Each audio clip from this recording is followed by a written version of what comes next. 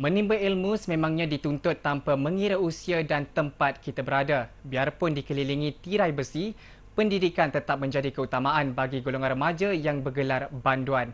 Ikuti laporan wartawan jena bernama Hasrin Samsuri yang berkesempatan menyelami kehidupan penjenayah Juvana di penjara Kajang, Selangor.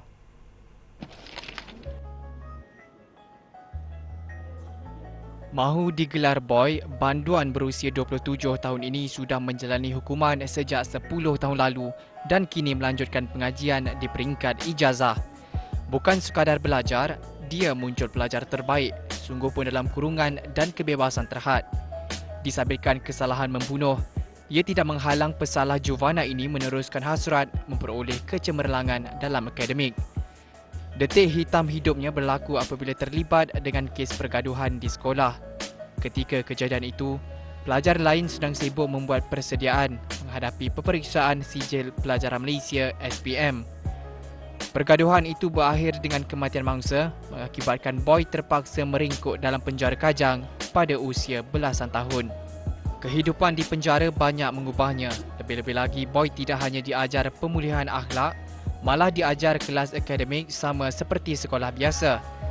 Dan untuk melupakan sejarah lampaunya, boy tidak mahu lagi mensia-siakan peluang kedua itu dan nekat menuntut ilmu demi masa depannya.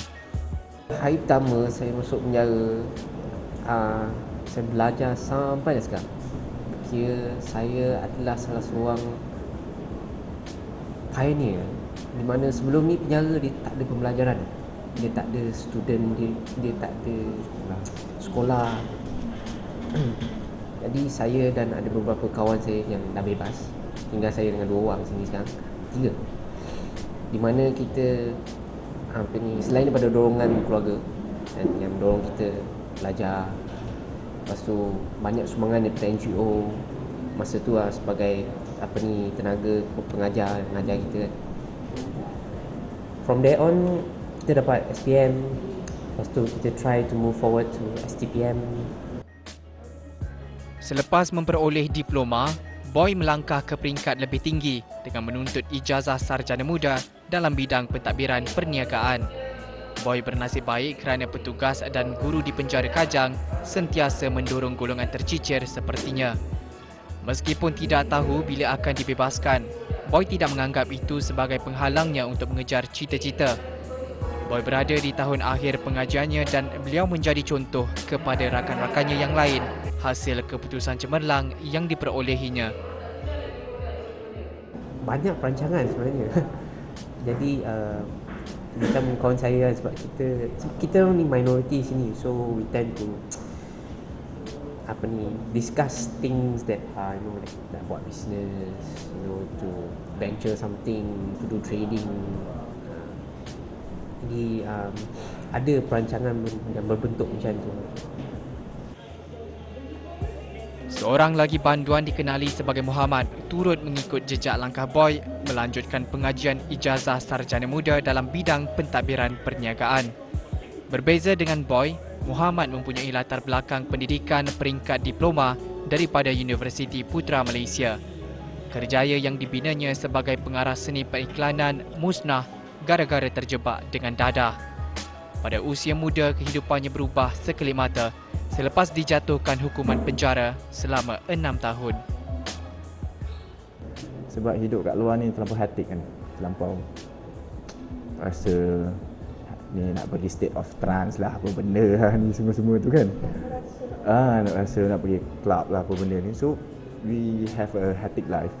So macam saya exposure of entertainment ni lebih tinggi sebab saya buat advertising kan.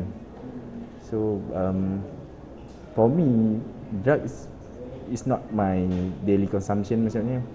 For me, drugs ni macam nak tidur isap lah. So dah lama-lama dia jadi habit pula. Tak boleh nak tidur pula tak isap dadah.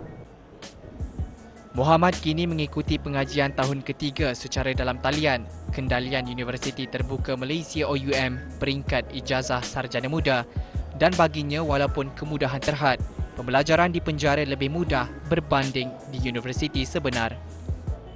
We have more conservation dalam ni lah sebab tak ada orang kacau dan handphone pun tak ada. Kawan-kawan nak datang jumpa pun tak boleh, girlfriend nak call pun tak boleh. So you have more concentration. But the thing is, dalam pengalaman dalam hidup dekat dalam ni, kita tight with rule and regulation tau. Tak macam kat luar lah kan. Beliau yang akan dibebaskan 2 tahun lagi berhasrat untuk membuka perniagaan bagi meneruskan kehidupan. Sementara itu, Ketua Seksyen Pemulihan dan Rawatan Penjara Kajang, Darussalam Budin berkata, banduan yang ditahan di penjara berkenaan sentiasa diberi peluang untuk menyambung pelajaran. Kalau mula-mula anda kata mula-mula dia bermula dengan SRP, ambil SPM, duduk SPM. So tak balik lagi, ambil STP. Tak balik lagi, ambil lah diploma. Tak habis lagi, ambil tu, ambil. Sampai per akhir lah, sampai per akhir. Saya yakin dengan ilmu akan mengubah kita ni pelakuan. Darussalam berkata 14 banduan sedang mengikuti pengajian peringkat ijazah sarjana muda di penjara Kajang, manakala 6 lagi peringkat sarjana. Tapi untuk mereka selepas meninggalkan penjara, saya rasa mana-mana universiti pun mereka boleh masuk. Kerjasama yang ada sekarang ni dengan OUM, Open University.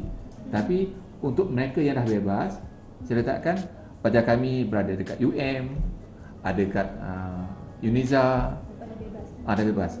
Dia sepatutnya diberikan peluang macam orang biasa.